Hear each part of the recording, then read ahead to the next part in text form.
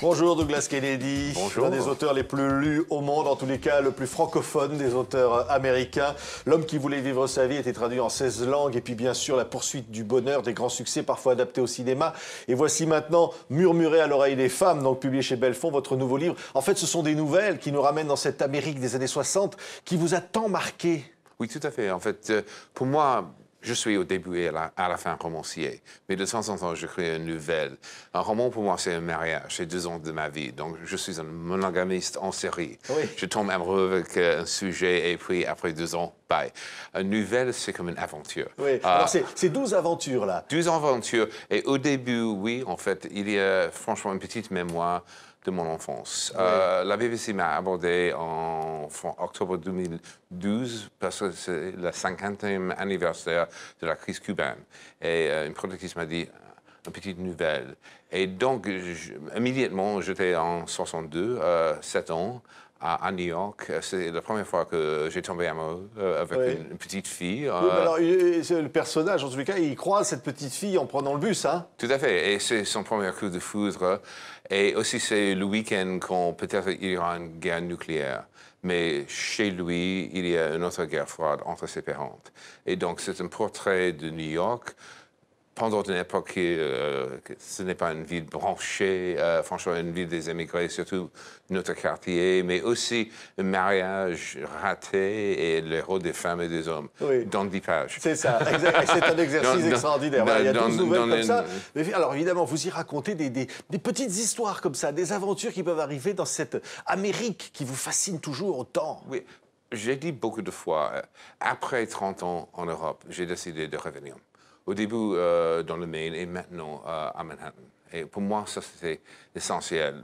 Pourquoi son pays, c'est comme sa famille, c'est le dispute perpétuel, le problème perpétuel, mais aussi c'est mes racines et c'est mon sujet. Une des raisons pour lesquelles on a une littérature hyper dynamique aux États-Unis est parce que c'est une société complètement schizophrène, brillant, ignorant, laïque, très, très pratiquant, progressiste, conservatrice. Et on utilise des choses comme ça. Ici aussi, le sujet, parce que c'est très universel, c'est le couple. Surtout à la quarantaine. Et à la quarantaine, d'après mon expérience, ça c'est le moment quand les mariages commencent à basculer, à la pression des enfants, des boulots, la vie quotidienne. Et pourquoi la vie quotidienne Oui. est toujours un cauchemar. Alors vous vous demandez vous faites des tas de questions, comment on peut changer de vie, l'amour, la solitude, le hasard des rencontres. Oui. Finalement, c'est ça la trame romanesque de l'ensemble de vos livres. Mais les villes, et là on voit New York derrière vous, les villes sont les personnages importants finalement dans ce que vous écrivez. Constamment. Quand j'ai écrit La femme du 5e, j'ai décidé d'écrire un Américain à Paris, mais un Paris inconnu. Le 10e arrondissement près de la rue de Paradis, un quartier turc. Maintenant, c'est complètement bobo, 6 ans après. Mais tout le monde, surtout mes copains et copines parisiennes, m'ont demandé comment vous avez trouvé cette ville. Et j'ai répondu à pied. Le truc que je suis un grand flâneur.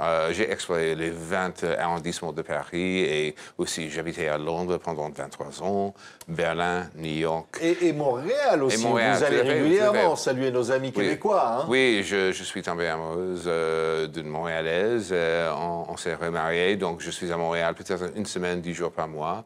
Et ça, c'est aussi passionnant parce que le fait que je suis complètement à l'aise dans la langue de Molière m'aide à Montréal. La langue de Molière que vous maîtrisez parfaitement. Je disais, vous êtes le plus francophone finalement des auteurs américains. Und ich spreche Deutsch, auch das ist mein dritte Land. Pour moi, une petite histoire. En 99, j'ai dîné ici, à Paris, avec mon éditrice française, Françoise Truffaut, mon attaché de presse. Elles ont parlé en anglais pour moi, à Paris. J'avais la honte. J'avais 45 ans et j'ai décidé de trouver un prof privé, 8 ans de leçons privées. Et puis, après mon divorce, une série de petites amies françaises qui ont aidé le processus. Et maintenant, je suis, oui, assez complètement à Alors, l'aise. quel regard vous portez, Douglas Kennedy, sur cette Amérique d'aujourd'hui, cette Amérique d'Obama? Là, vous nous parliez de cette Amérique des années 60 dans ce livre, dans ces nouvelles. Mais là, vous dites, aujourd'hui, c'est quoi? Cette Amérique, elle est devenue branchée, elle est devenue moderne?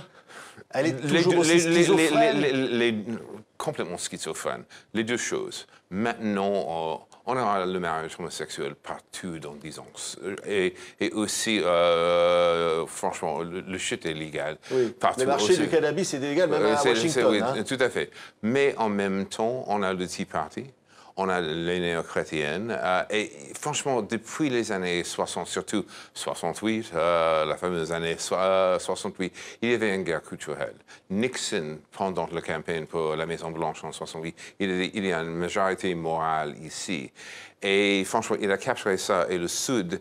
Et puis, franchement, il a divisé le pays. Il y a des deux côtes et le reste. Et franchement, j'ai l'espoir parce que démographiquement, le pays est plus jeune. Et aussi, honnêtement, au début et à la fin, on est une société laïque, mais aussi avec un aspect complètement schizophrène. Oui, c'est qui vous est bien utile pour finalement vos livres. Pourquoi le couple finalement? Pourquoi vous avez envie de murmurer à l'oreille des femmes, comme le titre de ce livre? Pourquoi le couple? Parce que regardez le taux de divorce, c'est 50%. Et aussi, pourquoi le bonheur? Peut-être ça, c'est le plus grand défi dans la vie. J'ai écrit un roman qui s'appelle La poursuite du bonheur. Tout à fait. Au plus grand succès. Et la poursuite du bonheur, c'est toujours une poursuite. Et aussi, pourquoi c'est si difficile de créer une vie avec quelqu'un d'autre? Peut-être une des raisons pour lesquelles j'ai connu un succès hallucinant partout. Et je suis très accessible, mais aussi sérieux. Et mon sujet, c'est toujours la vie quotidienne. Pendant l'université, quand tout le monde a commencé à lire Tolkien, j'ai lu Madame Bovary. Et pour moi, ça, c'était franchement un moment très important. Pour la première fois, quelqu'un a écrit un roman au sujet de l'ennui. Oui. Et l'ennui est partout. Et je pose beaucoup de questions très primordiales au sujet du couple, du mariage, la tension perpétuelle entre, franchement, des rêves personnels et des responsabilités. Oui. Et en même temps, vous nous parlez aussi de ce gouffre, finalement, culturel entre l'Amérique et l'Europe. Tout à fait. Et pour moi, parce que j'ai une hypothèse au sujet de la vie et aussi de beaucoup de choses. Tout est supportable avec un billet aller-retour. Je suis 100% d'accord de ça. Donc, je vis aux États-Unis maintenant, mais toujours avec un billet aller-retour à Paris. Oui, mais toujours l'envie d'aller sans retour dans l'écriture. Qu'est-ce que vous y trouvez dans l'écriture de Douglas Kennedy? En dehors de mon équilibre, le fait, franchement, pour moi, c'est un boulot idéal pour moi. C'est un métier, c'est un art. Je rencontre des histoires, mais aussi avec un point de vue très philosophique et aussi on tourne des pages. Et je pense que ça, ce n'est pas un péché mortel. Merci Douglas Kennedy. Murmurez donc à l'oreille des femmes, c'est votre nouveau best-seller publié chez Belfond. On était ravis de vous avoir sur le plateau de Télé 5 Monde. Merci.